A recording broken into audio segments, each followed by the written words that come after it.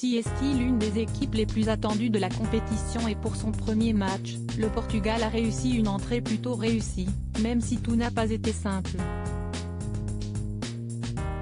À l'image de Lionel Messi, qui dispute très certainement sa dernière Coupe du Monde avec l'Argentine, Cristiano Ronaldo espère plus que tout soulever le trophée ultime au Qatar.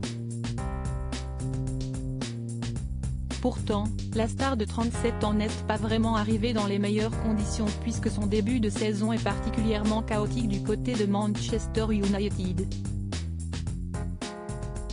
Juste avant le début du mondial, il a livré une interview au vitriol sur son club, s'en prenant violemment à son entraîneur et la réponse n'a pas tardé à venir, puisqu'il n'est désormais plus lié contractuellement avec l'équipe anglaise. Malgré ses déboires en club, Cristiano Ronaldo reste l'idole absolu du Portugal et il continue d'être un titulaire indiscutable à la pointe de l'attaque de son pays. Hier après-midi, ils affrontaient le Ghana pour leur premier match dans la compétition et la rencontre fut particulièrement serrée. Une victoire 3-2 pour les champions d'Europe 2016, qui ont eu du mal à se dépêtrer d'un adversaire coriace.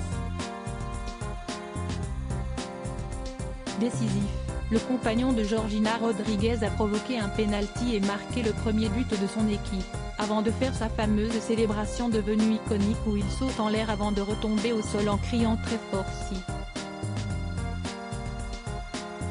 Sorti à la 88e minute de jeu, Cristiano Ronaldo a donc assisté au troisième but ghanéen depuis le banc de touche.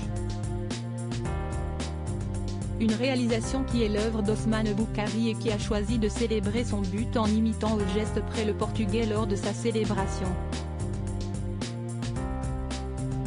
Des images qui ne sont pas passées inaperçues et on peut même voir CR7 pester depuis le banc de touche.